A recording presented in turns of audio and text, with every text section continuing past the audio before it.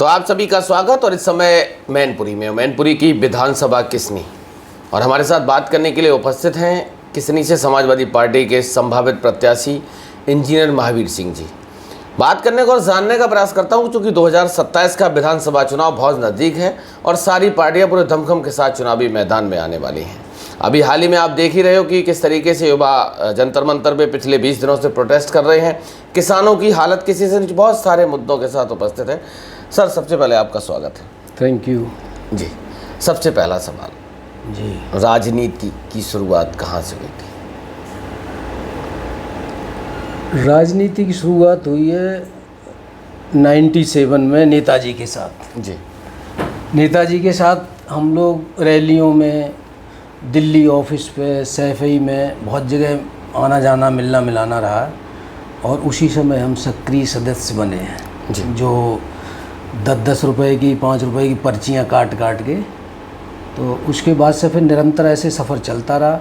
बीच में कभी थोड़ा ब्रेक भी हुआ, कभी प्रोफेशनल कामों में हम व्यस्त रहे नोएडा में, और कभी गांव में टच में तो रहे हैं। ज़िले की चुनावी प्रक्रिया में हमेशा मॉनिटर किया है, देखा है कौन सी पार्टियां हैं, क्या कर रही हैं, लोगों का क्या नज़रिया है, चीज़ों को पास से देखा है। समाजवाद की विचारधारा को क्यों चुना था? समाजवाद की विचारधारा शुरू से हम लोग उसी में पले बड़े। हम लोग पहले बीपी सिंह, जो कि एक समाजवादी नेता ही थे, उनकी विचारधारा में रहे। फिर जैसे नेताजी के साथ राम मनोहर लोहिया और इस टाइप की उनकी बुक्स, किताबें पढ़ना, चीज़ों को समझना। समाजवाद में बस ये है कि चीज़ें हम सबके साथ कैसे मिलजुल के चलें। समाज को, जो डिवाइडेड समाज है, जो बटा हुआ समाज है, उसको एक कैसे किया जाए। वो एक करके सब लोग इकट्ठे होके किसी एक बड़े मिशन पे किसी चीज़ों को अच्छा कैसे बनाएं। मेरे हिसाब से समाजवाद तो। आप बटे हुए समाज की बात कर रहे हो, ऐसा वो कौन सा समाज है जो आपस में बटा हुआ है? समाज तो अब आप आज का सिनेरियो आप देखो, बीजेपी तो बांट के ही अपने चीज़ों को आगे बढ़ रही है। किसी को हिंदू मुस्लिम पे लड़ाना, कभी हिंदू हिंदू में लड़ाना, कोई बड़ा हिंदू, कोई छोटा हिंदू, कोई गरीब है, कोई अमीर है। बहुत सारी ऐसी चीज़ें हैं जिनके डिस्कशन पूरे दिन करते रहो। आप कहते हो बीजेपी लड़ाती है, योगी आदित्यनाथ कहते हैं कि बटोगे तो कटोगे, एक साथ रहिए सारे लोग। 85%, 80%। उनके कहने में और करने में फ़र्क है।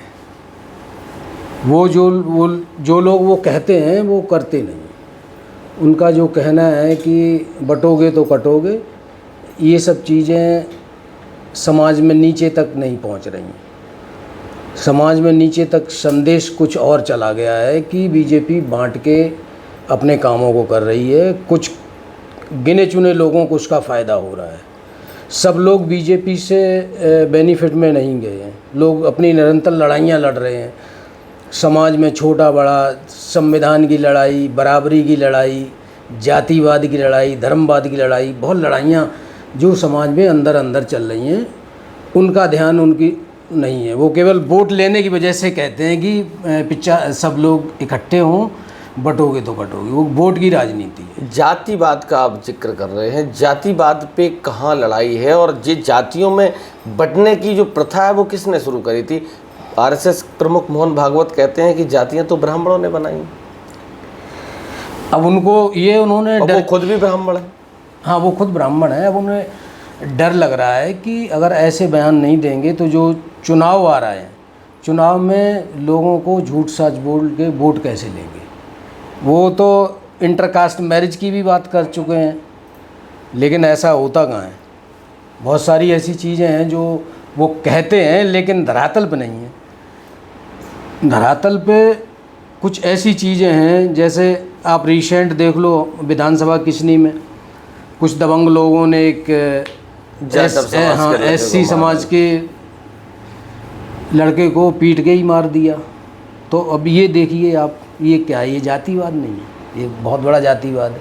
मैंने उस गांव में जाके उस परिवार से मैं मिला भी हूँ और अपनी संवेदनाएं व्यक्त की हैं। बहुत गरीब लोगों के साथ अत्याचार हो रहा है। वो ऐसे लोग हैं जिनके यहाँ खाने को नहीं है। बेचारे। ये अत्याचार कोई पहला नहीं है। कभी दलित को घोड़ी नहीं चढ़ने दिया जाता, कभी दलित को क्लास में नहीं बैठने दिया जाता, कभी घड़े से पानी नहीं पीने दिया जाता। ये कोई पहली घटना नहीं है। आखिर ये सब चीज़ें ख़त्म कब होंगी? ये ख़त्म तो सब लोगों के प्रयास से ही ख़त्म हो पाएंगी। और ऊंचे जो अपने आप को ऊंचे दर्जे का मानते हैं, उनके कोई प्रयास नहीं, वो लोग इसको बढ़ावा दे रहे हैं। वो रामचरितमानस पे देश को चलाने की बातें करते हैं। वो संवैधानिक जो संविधान से देश चल रहा है उस चीज़ को ना लेके वो लोग रामचरितमानस की बातें कर रहे हैं। अब रामचरितमानस में तो आधी आबादी को पहले ही महिलाओं को गुलाम करके रखना चाह रहे हैं। उसके बाद SC ST OBC के और मुस्लिम जो भी माइनॉरिटी लोग हैं उनकी अलग वो है। उसमें कुछ लोग अपने मुट्ठी भर लोग अपने हाथों में मुट्ठी भर लोग वो कितने % है? मुट्ठी भर लोग मुश्किल से 15% 12%। रामायण की चौपाई आप पढ़े, पूछे विप्र सकल गुणहीना, और दूसरी वाली लाइन यही चीज़ें तो नहीं देखी। मतलब ब्राह्मण अगर पागल भी है, बेवकूफ़ भी है, फिर भी वो पूजनीय है। अब ऐसा उनके देखिए, जिनके पास पढ़ाई लिखाई का अधिकार था और उसी अधिकार का प्रयोग करते हुए उन्होंने किताबें लिखी, रामचरितमानस जिन्होंने लिखी है वो पढ़े लिखे रहे होंगे, तो उन्होंने अपने फेवर में सब कुछ लिख लिया। अब जो छोटे तबके के लोग हैं, जो शेड्यूल ट्राइब हैं, जो शेड्यूल कास्ट के लोग हैं, जो गरीब जनता है, जिनको स्कूल में जाना वर्जित है, जो स्कूल में जा नहीं सकते, जो बोल नहीं सकते हैं, जिनके शुरुआती दौर में 3000 साल पहले जिनके पीछे झाड़ू बांध दिया गया, गले में मटका बांध दिया गया, वो जो स्कूल नहीं गया वो उसे क्या पता है? वो तो उन्होंने अपने फेवर में लिख लिया। आज की जनरेशन उसी को अपना गा रही है। समाजवाद की राजनीति, समाजवाद की विचारधारा को आपने नेताजी के दौर से शुरू किया। जी बिल्कुल। युग अंत हो गया, अखिलेश जी का दौर आ गया। उस दौर में और इस दौर में क्या अंतर देखते हैं?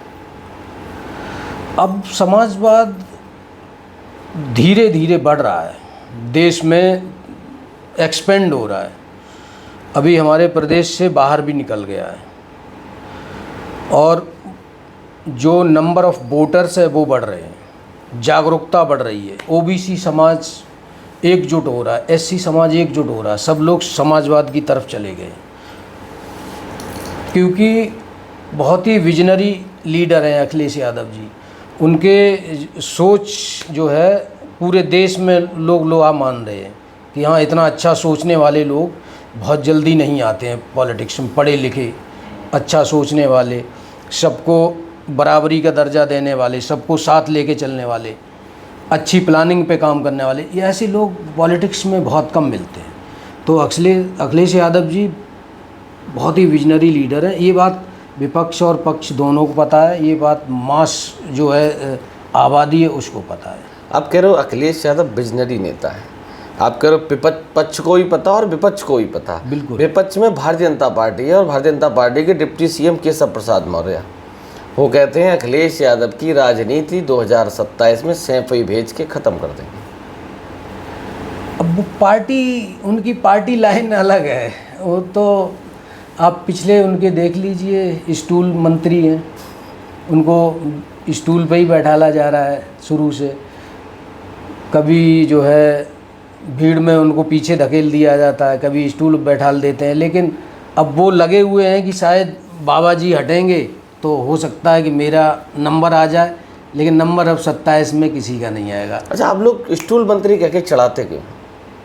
एक बार मीटिंग में उनको कुर्सी न दे के स्टूल बैठाल दिया गया था, वीडियो है बाकायदा। तब से आप लोग पीछे पड़ गए एकदम। स्टूल मंत्री, डिप्टी CM को स्टूल मंत्री बना दिया। स्टूल मंत्री ही है वो। एक और मंत्री हैं पंचायती राज मंत्री ओम प्रकाश राजभर, वो कहते हैं अखिलेश यादव AC और PC के नेता हैं। आजकल वो बहुत बड़े सलाहकार अखिलेश यादव के हैं, सुबह जल्दी उठने की सलाह भी दे रहे हैं। देखिए, वो तो राजभर जी कोई मंत्री हैं कि नहीं है, उनका कोई वर्चस्व नहीं है, BJP के सामने उनका कोई वर्चस्व नहीं। लेकिन वो अनर्गल बोलने के आदी हैं, वो जहाँ रहते हैं वहाँ ऐसे ही बोलते हैं। तो वो पहले बाबा जी को गोरखपुर भेज रहे थे। जब आपके साथ थे। हाँ, और योगी जी को कहीं और भेज रहे थे, मोदी जी को कहीं और भेज रहे थे। तो वो कुछ भी बोल सकते हैं। वो शायद लोग ये कहते हैं वो दिन में भी दारू पीते हैं। दिन में भी दारू हाँ, पीते हैं। आज ही जो है सीमा राजभर का एक इंटरव्यू सुना, वो कह रही कि वो दिन में कच्ची शराब पीता है। सीमा राजभर का आज का बयान है कि दिन में कच्ची दारू पीता है। हाँ, कच्ची। तो वो कुछ भी बोल सकते हैं, वो फ्री है। वो सीमा राजभर तो ये भी कहती हैं कि राम प्रकाश राजभर की 3 पत्नियां हैं। अब वो बिल्कुल पड़ोसी हैं दोनों, कोई होगी सच्चाई, दाएं बाएं कुछ होगा। हाँ, 3-5 बिल्कुल होगा।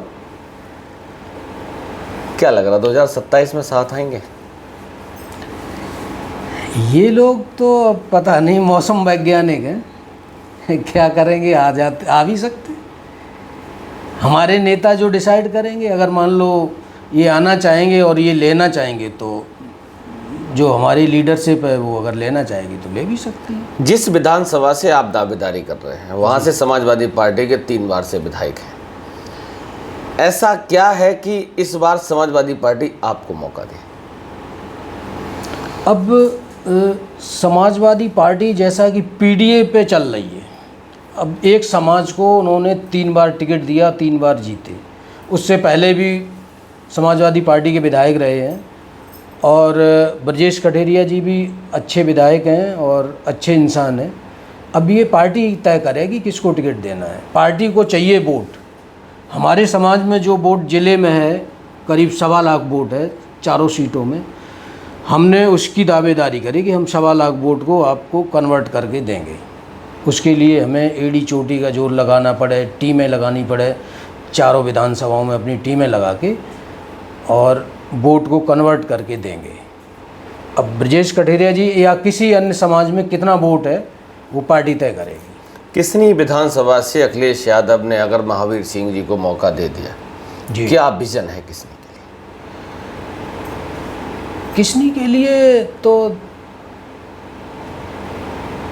जैसा सबका एक कॉमन होता है कि सबसे पहली प्राथमिकताएं डिसाइड करें, फिर उसके बाद सेकेंडरी क्या करेंगे, इस तरीके से कोई डिस्कशन मेन लीडरशिप के साथ डिस्कस करके किया जाएगा। हालांकि कोशिश ये रहेगी कि शिक्षा में बहुत अच्छा काम किया जाए, युवाओं के लिए रोज़गार की व्यवस्थाएं हों। सबसे पहला काम है जो प्राइमरी स्कूल सरकार बंद करना चाह रही थी बीजेपी की सरकार, उनको रिवाइव कैसे करें, उनमें टीचिंग फैकल्टी कैसे जाए, उनकी लैंड बिल्डिंग, पानी की व्यवस्था, टॉयलेट की व्यवस्था कैसे की जाए। वो सब करके जो बच्चे शिक्षा से वंचित हो रहे हैं, जो गरीबों के बच्चे, जो गांव के बच्चे, जो इंटीरियर के बच्चे शिक्षा से वंचित हो रहे हैं, उनका सबसे पहला शिक्षा पे जोर रहेगा। अभी आपने शिक्षा का जिक्र करा और लगातार कर भी रहे हैं। शिक्षा, अब देख रहे हो 20 दिन से दिल्ली में जंतर मंतर पे 93 बार पेपर लीक हुआ है, नीट के साथ साथ और सारे पेपर, मतलब 93 टाइम्स। और सरकार 22 दिन से कान पे जू नहीं रह रही और आज सुबह लाठीचार्ज करा दिया। अब ये बड़ा दुखद है कि जिस देश में रोज़गार की बहुत कमी है, शिक्षा की बहुत कमी है, टॉप की कोई यूनिवर्सिटी देश में नहीं है। जब भी कोई टॉप की यूनिवर्सिटी की लिस्ट बनती हमारे देश का नाम नहीं आता। कोई टेक्निकल, कोई स्किल डेवलपमेंट कुछ ऐसा है नहीं, और उसके बावजूद भी पेपर लीक अगर हो रहे हैं तो आप समझिए ये सब बीजेपी के साथ माफिया लोग मिला हुआ है। उन्हीं के बच्चे हैं जिनको वो पेपर लीक करके आगे बढ़ा रहे हैं। गरीबों के बच्चे निरंतर साल दर साल पीछे जा रहे हैं, क्योंकि उनके पास इतना पैसा नहीं है पेपर लीक करा हुआ पेपर मिल जाए और एग्ज़ाम में लिखे आए। तो ये शिक्षा का जो है व्यवसायीकरण हो गया है। ऊपर के लोग इसका सब व्यापार, हाँ, सारा व्यापार हो गया है। ऊपर के लोग इससे बेनिफिट ले रहे हैं। गरीब जो लोग हैं वो वहाँ तक नहीं पहुँच पा रहे जहाँ तक उनको पहुँचना चाहिए। अयोध्या में भगवान श्री राम के मंदिर में चढ़ावा चंदा चोरी हो गया, पूरे देश में हाहाकार मच गया, 8 लोग जेल भी चले गए। लेकिन सवाल यही करते हैं भाजपा के लोग, अखिलेश यादव को कैसे पता चला कि मंदिर में चोरी होगी? देखिए, अखिलेश यादव जी इटावा में केदारेश्वर का मंदिर, भोले बाबा का मंदिर बनवा रहे हैं जी। और प्रभु राम भोले बाबा की सेवा करते थे, पूजा करते थे।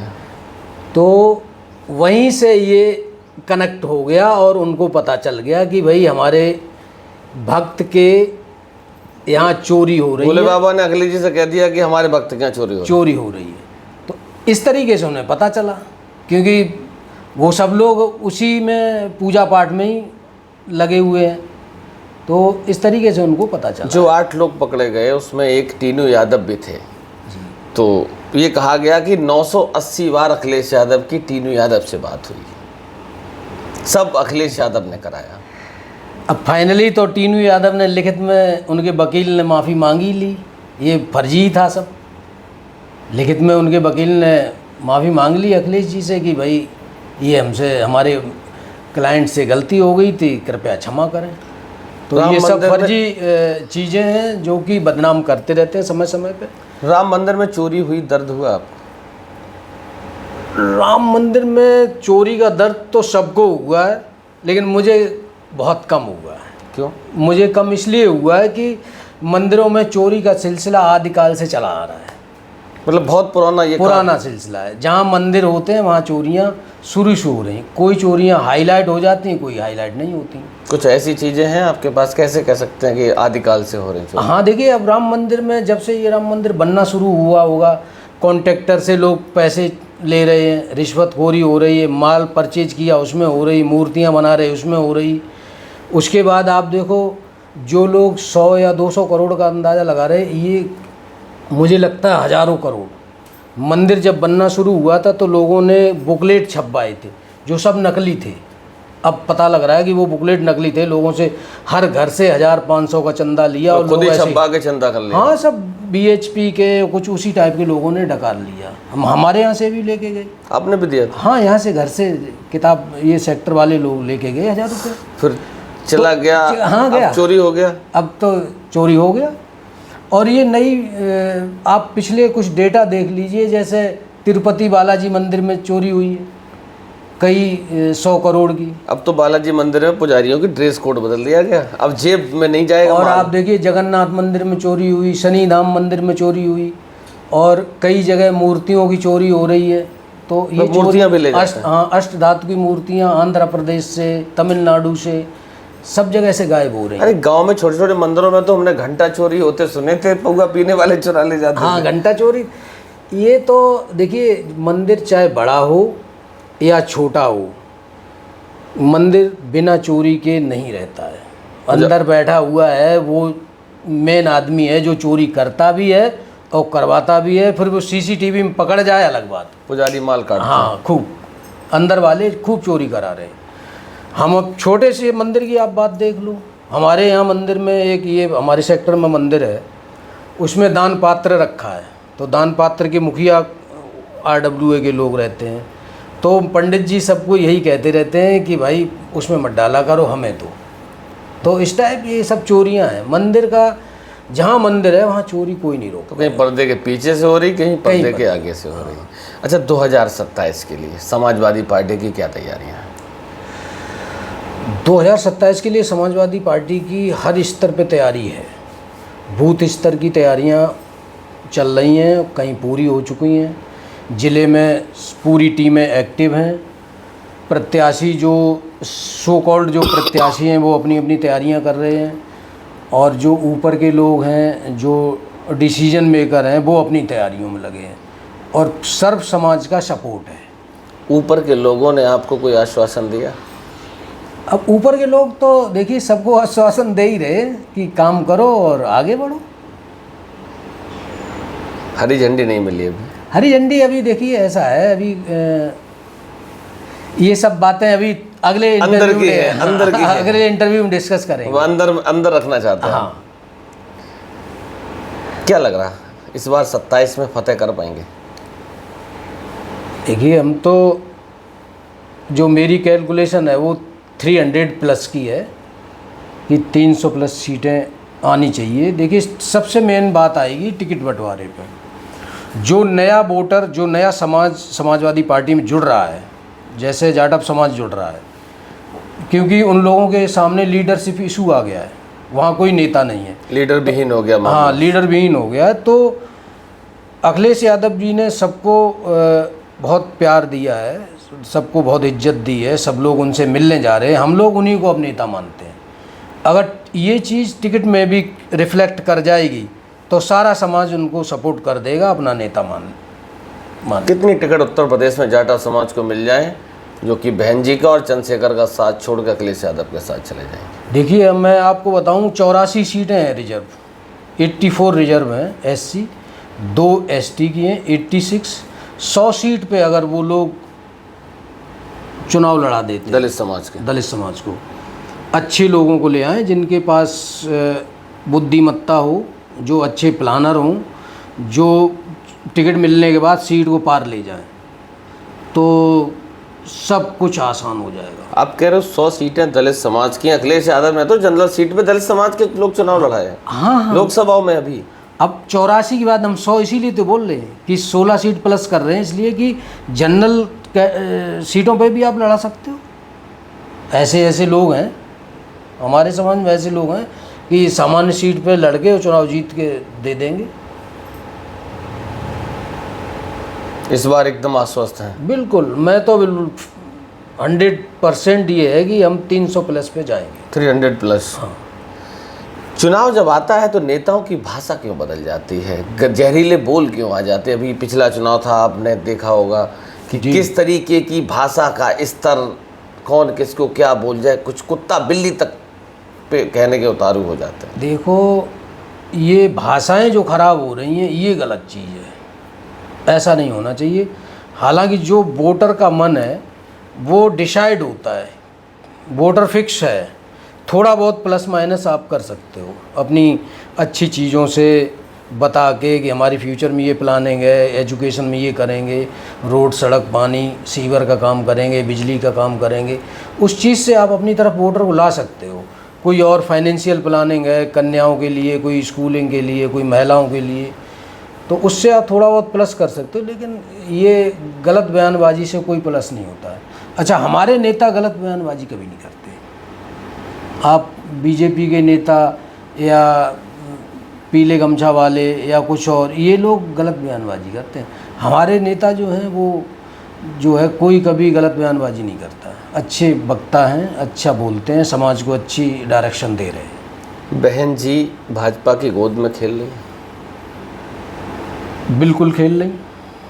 ये तो सर्वविदित है कि वहाँ से उन्हें जो डायरेक्शन मिलता है उतना ही काम करते हैं। कोई रैली नहीं, कोई एक्टिव, किसी समाज में वो एक्टिव नहीं, कहीं जाना आना नहीं है, किसी को बुलाना नहीं। तो अब वो बसपा समाप्त ही है। कोई सेकंड लाइन तैयार है नहीं उनकी, कोई सेकंड लाइन तैयार नहीं है कि आगे कौन चार्ज लेगा या कौन क्या करेगा। चंद्रशेखर आज़ाद तो कहते हैं हम उत्तराधिकारी मायावती के। चंद्रशेखर आज़ाद जो कह रहे होंगे, पर जो उत्तराधिकार देने वाला है वो जब कहेगा जब तो मानोगे। ऐसे तो कोई भी कह देगा, अभी मैं कुछ कह दूं मैं फला का उत्तराधिकारी हूँ, लेकिन उत्तराधिकार जो देने वाला है वो जब कहेगा, बहन जी कह दें तो मान लूँगा मैं। बहन जी ने तो आज तक नहीं कहा, बहन जी ने तो यही कहा कि उससे सावधान रहना। हाँ बिल्कुल, बहन जी ने, उनके भतीजे ने उससे दूरी बनाने के लिए बोला है। अभी तो बहन जी ने एक मामले में यही बोल दिया है कि सब उदंडी हैं, उदम करते हैं, हाँ, सड़क जाम करते हैं। बहन जी का अभी कोई अगर विरोधी है तो चंद्रशेखर है। मतलब समाज का आदमी समाज को अपने ही कोई काट रहा है, ऐसा है। ये कोई इनकी होगी लड़ाई अंदर अंदर, वो अपना उत्तराधिकार किसको देंगी और ये ज़बरदस्ती मांग रहे हैं, कुछ ऐसा लग रहा है हमें। छीन लेंगे। हाँ, छीनने की बात हो रही है। कैसे छीन लोगे? कोई देगा जब ही छीन लोगे। आखिरी सवाल आपसे जी, आप अपने समाज से क्या अपील करना चाहते हैं 2027 के लिए? मैं अपने समाज से यही अपील करना चाहता हूँ कि आदरणीय अखिलेश यादव जी को आप सपोर्ट कीजिए, उनको वोट कीजिए, उनका हौसला अफजाई कीजिए और समाजवादी पार्टी को ज़्यादा से ज़्यादा जुड़ के वोटिंग करें, जीत करें, सरकार बनाएं और सरकार बनने के बाद आपको वो सब मिलेगा जो आपको किसी और सरकार में नहीं मिला था। आश्वस्त करते हैं? बिल्कुल, मान सम्मान स्वाभिमान सब बना सब रहे। कुछ सब मिलेगा। जब आप सपोर्ट करेंगे तो सब कुछ मिलेगा। वो लोग इस चीज़ को दूर से देख रहे हैं कि हमारी तरफ बहुत, आप देखिए बुद्ध पूर्णिमा के दिन कितना भंते पहुंचा वहाँ, बनते सब जाटव बिरादरी के हज़ारों की संख्या में, और भी लोग पहुँचे, मैं भी था, बहुत लोग थे। समाज में अंदर तक ये लहर चली गई है कि अब अखिलेश यादव जी के अलावा हमारा कोई नेता अब नहीं। पीडीए जिंदाबाद पीडीए जिंदाबाद रहेगा। बिल्कुल 100%। चलिए महावीर ठीक है जी, जी, बात करने के thank लिए, you। समय देने के लिए हमारी तरफ से आपको आने वाले 2027 के चुनाव के लिए बहुत बहुत बधाई, शुभकामनाएं, धन्यवाद। Thank you.